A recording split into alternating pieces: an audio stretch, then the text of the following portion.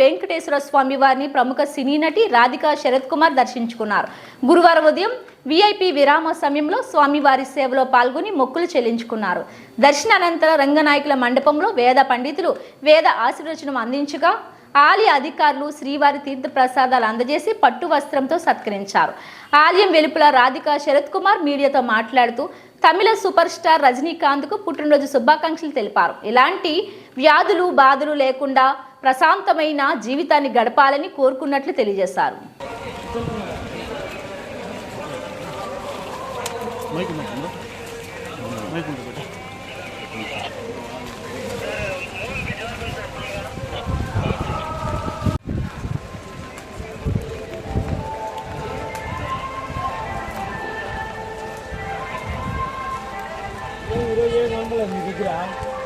మామూలే కదా.